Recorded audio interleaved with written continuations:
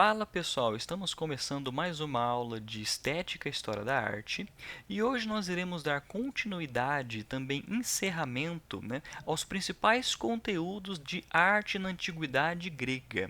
O que a gente precisa saber para conhecer melhor as típicas manifestações artísticas na Antiguidade Grega, né? A gente enfatizando esse período que ele vai ser bastante importante para os nossos próximos períodos estudados, né? Então, para a gente retomar alguns pontos importantes de algumas aulas anteriores, nós temos aqui algumas categorias. Nós temos a música, o teatro, algumas noções filosóficas que nos entendem, nos permite, compreender algumas manifestações artísticas, a escultura e a arquitetura.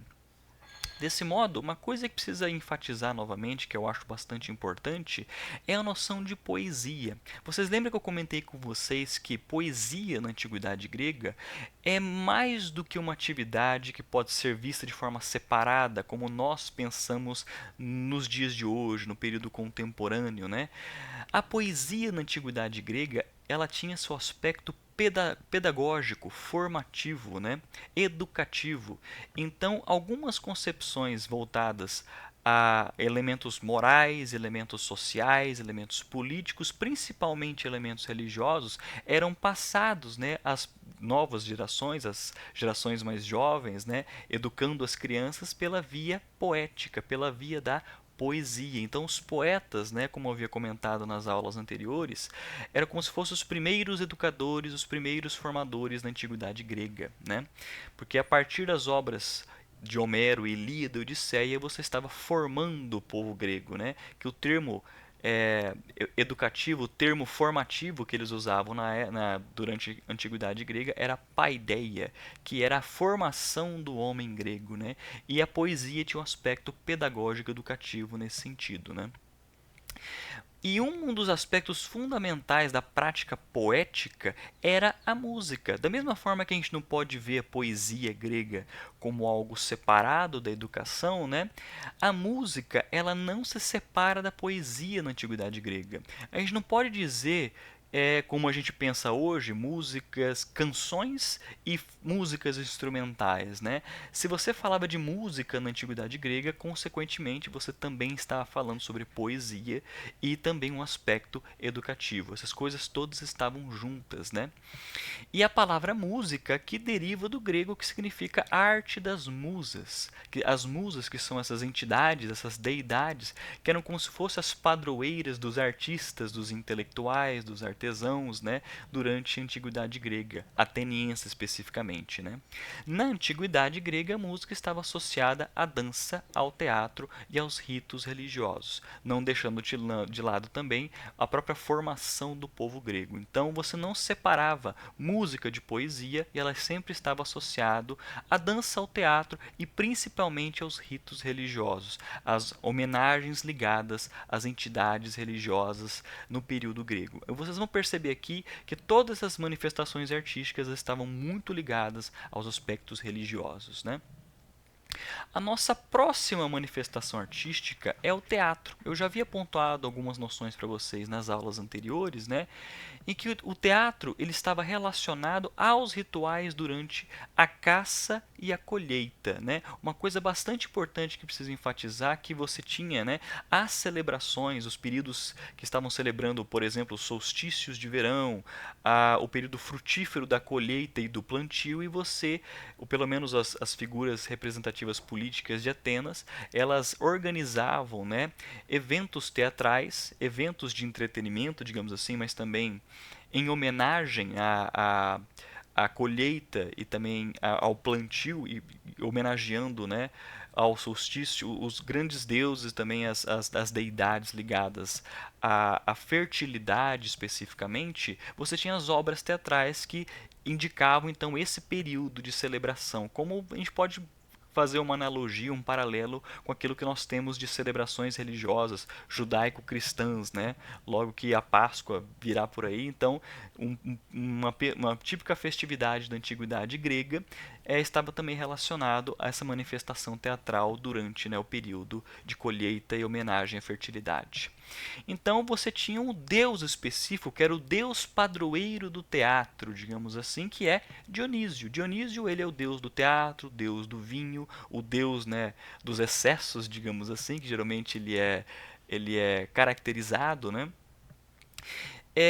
E você tem o aspecto da fertilidade muito forte ali, e os gêneros teatrais, né, os gêneros que eu havia pontuado em algumas aulas anteriores, é a tragédia e a comédia. Então nós temos os grandes autores teatrais da antiguidade grega, como Sófocles, que escreveu, né, o Édipo Rei, que influenciou consequentemente, né, no início do século XX, até a psicanálise, a gente pensar no complexo de Édipo, o quão forte foi a influência teatral grega, né? E nós temos as comédias como autores como Aristófanes. Aristófanes foi um comediógrafo grego que escreveu grandes comédias como As Nuvens, né, que ele costuma tirar um sarrinho ali dos filósofos gregos, principalmente de Sócrates, né? Então, nós temos essa grande manifestação artística, né, grega que influenciou consequentemente, claramente, né, outros autores em períodos seguintes, a pensar, né, Shakespeare, que pode ser um grande elo entre esse período e aquele grande período da teatral da Inglaterra, por exemplo, né, como você consegue sofisticar esses gêneros teatrais. Então, nesse sentido, uh, a gente consegue pontuar aqui novamente um aspecto bastante forte da religiosidade e da homenagem aos deuses, a homenagem aos períodos férteis.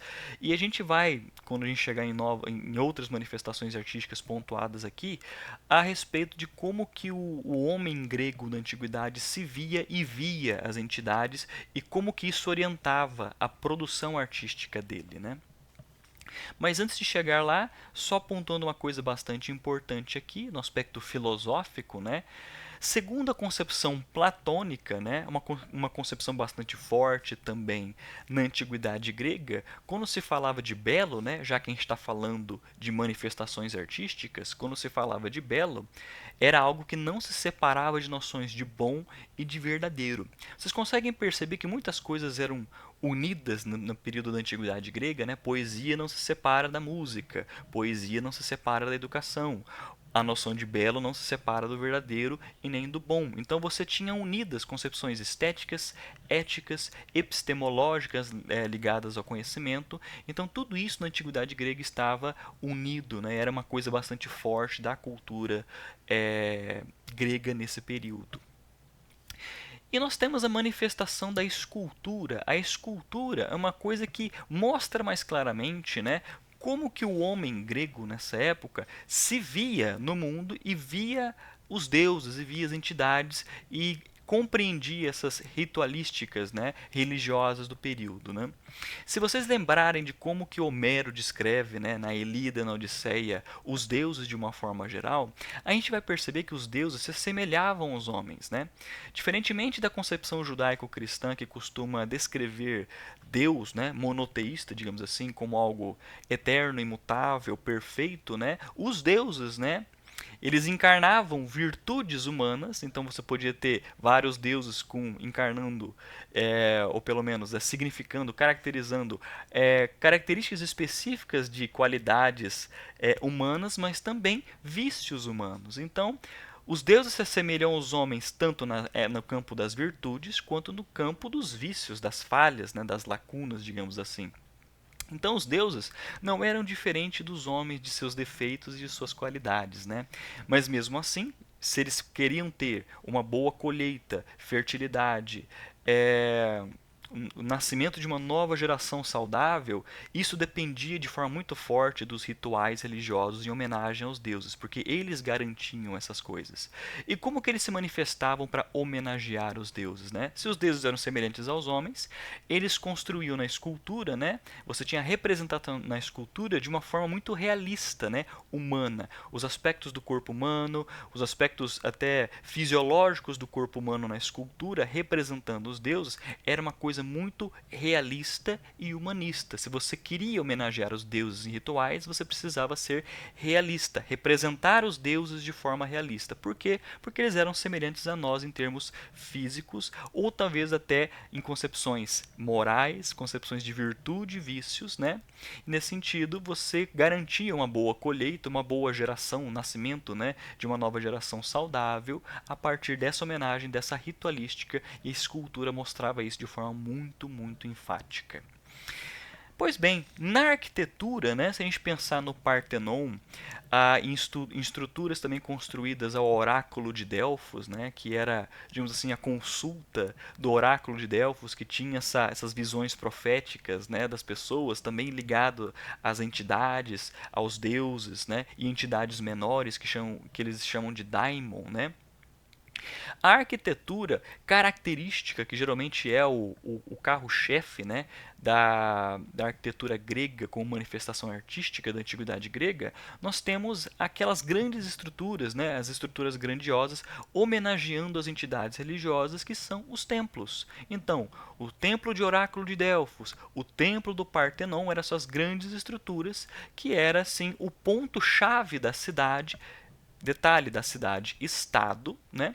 Nesse sentido, a gente tem essa percepção de que a cidade-estado ela tinha esse componente, esse padroeiro, né? Esse componente ritualístico muito forte. Logo, o Partenon ele vai ser um templo voltado ao padroeiro da cidade. Quem é o padroeiro, padroeira da cidade? Era Atena. Então, os templos que significavam, né, identificavam a morada dos deuses, né, do deus protetor da cidade. O grande exemplo, né, o carro-chefe do exemplo arquitetônico aqui é o Partenon, que indicava a morada da deusa Atena. Vale a pena a gente pontuar, né? Eu vou separar essa aula em 2 vídeos no caso, mas vale a pena pontuar que aqui, né, se vocês identificarem nas imagens do Partenon, vocês vão identificar nos frisos do Partenon esculturas, ou pelo menos traços, né, de como funcionavam a ritualística, os rituais religiosos atenienses. Então você vai ter diversas cenas de como funcionavam os rituais religiosos de Atenas nos frisos do Partenon e nos frisos de outros templos, né, da antiguidade grega, né, como que os anciãos, né, os sábios, os jovens estavam praticando esses rituais de homenagem aos deuses, consequentemente homenagem à deusa protetora, aqui no caso do Partenon, a deusa Atena, né? Então tudo isso é muito ligado com as práticas religiosas. Então a arte aqui é muito ligada à homenagem às entidades, aos protetores da cidade, aos deuses no caso, né? No nosso próximo vídeo será um vídeo um pouco mais curto que a gente vai analisar as características, por exemplo, das colunas gregas e como isso significa, tanto para vocês da arquitetura como da arte de uma forma geral, as características ornamentais, arquitetônicas, artísticas da antiguidade grega. Beleza? Até mais!